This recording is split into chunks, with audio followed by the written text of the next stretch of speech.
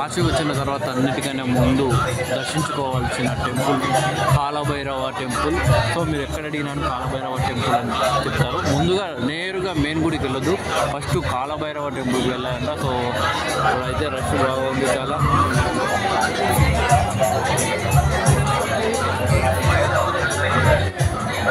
So first అయితే Kalabhairava temple రావాలి. చూడండి రష్ ఏ విధంగా ఉందో. తప్పకుండా కాలభైరవ దగ్గర రావాలి కాశీ వచ్చిన ప్రతి ఒక్కరు కూడా. వీడియో పెట్టుకో, చూపించండి చూపించండి.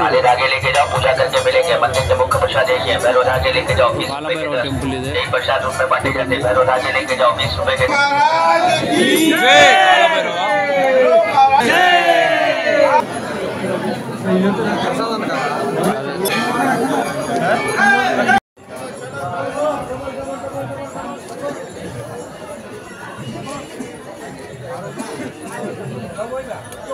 మృత్యుంజయ టెంపుల్. సో మనం సెకండ్ దర్శించుకోవాల్సి మృత్యుంజయ టెంపుల్. సో ఇది ఎంట్రీ.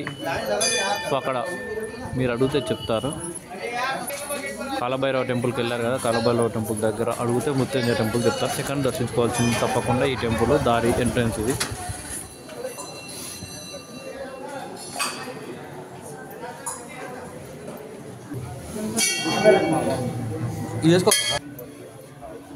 ఇదంతా మృత్యుంజయ టెంపుల్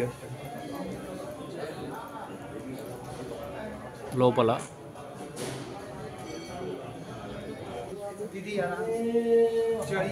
మృత్యుంజయ టెంపుల్ దగ్గర ఉన్న బావి. సో ఈ బావిలో వాటర్ తీసుకొని ఉన్న శివలింగాలకు అయితే పోయాలన్నట్టు. సో అలా చూడండి ఎలా తీసుకుంటున్నారు వాటరు. మృత్యుంజయ టెంపుల్లో ఇట్లా బావి ఉంటుంది. ఆ బావిలో వాటర్ తీసుకొని లోపల ఉన్న శివలింగాలకు వాటర్ పోయాలన్నట్టు.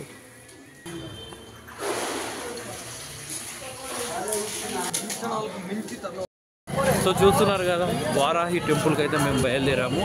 సో మృత్యుంజయ టెంపుల్ తర్వాత వారాహి దేవతను అయితే దర్శించుకోవాలి.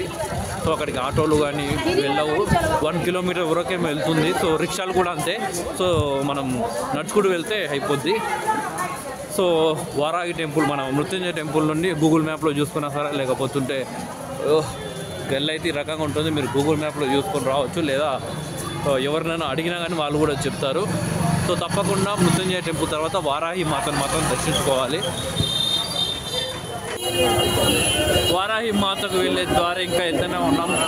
సో చెప్పాను కదా 2 కిలోమీటర్స్. ఇంకొక ఇది ఏంది మెయిన్ టెంపుల్ వెళ్ళే దారి నుండి మేము వెళ్తున్నాం. ఇక్కడ ఒక 700 మీటర్స్ ఉంటుంది ఇంకా. సో పబ్లిక్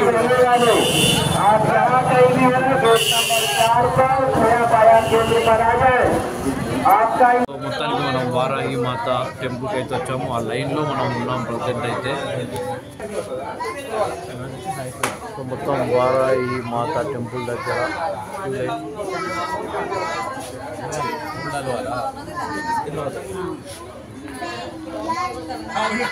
సో వారాహి మాత టెంపుల్. సో మనం వారాహి మాత టెంపుల్ ద్వారా ఉన్నాం. సో మన తెలుగు వాళ్ళే ఎక్కువగా వారాహి మాత దగ్గరికి అయితే వస్తున్నారు. ఎక్కడ చూసినా తెలుగు వాళ్ళే ఎక్కువగా ఉన్నారు. సో వారాహి మాత టెంపుల్ లోపల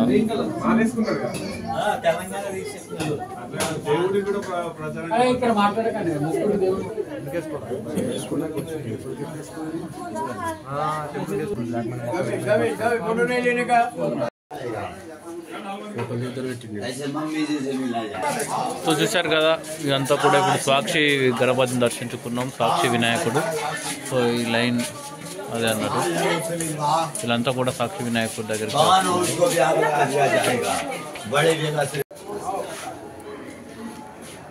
కాశీ అన్నపూర్ణ అన్నక్షేత్ర ట్రస్ట్. సో మన తెలుగు వాళ్ళకి సంబంధించిందే. కాశీలో ఎక్కడ మీరు భోజనం చేసినా కానీ అసలు సరిగ్గా ఫుడ్ ఉండదేమో, లేకుంటే రేట్ ఎక్కువ అని భయపడాల్సిన అవసరం లేదు. సో ఇది మన తెలుగు వాళ్ళకి సంబంధించిందే. సో ఇవి చాలా ఉన్నాయి. వీళ్ళ ట్రస్ట్ చాలా చోట్ల భోజనం అయితే ఫ్రీగా పెడతారు. 3 పూటలు, ఉదయం మధ్యాహ్నం సాయంత్రం 3 పూటలు కూడా పెట్టడం జరుగుతుంది. సో ఫుడ్ కూడా చాలా అద్భుతంగా ఉంటుంది. సో ఆ తర్వాత మనం దర్శించుకోవాల్సింది శక్తిపీఠ కాశీ విశాలక్ష్మీదేవి టెంపుల్ వచ్చేసి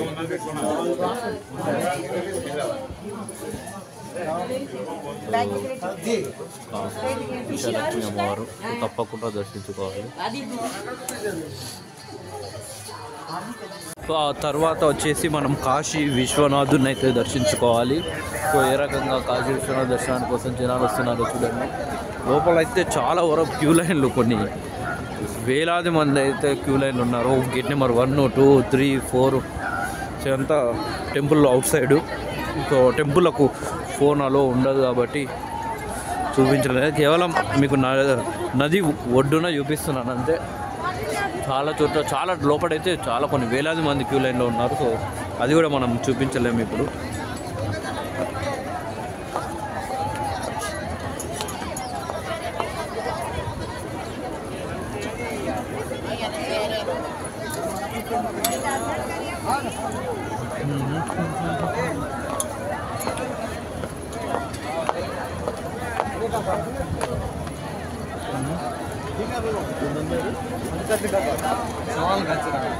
సో అక్కడ చూస్తే మన మణికర్ణిక ఘాట్ అది. సో అక్కడ మొత్తం పొగ వస్తుంది కదా, అక్కడ కాలుస్తుంటారు శవాలను, చనిపోయిన వాళ్ళను. ఇక్కడ చాలా పవిత్రంగా భావిస్తుంటారు, అందరికి తెలిసిందే అది. చూడండి క్యూ లైన్ ఏ విధంగా ఉన్నాయి అసలు.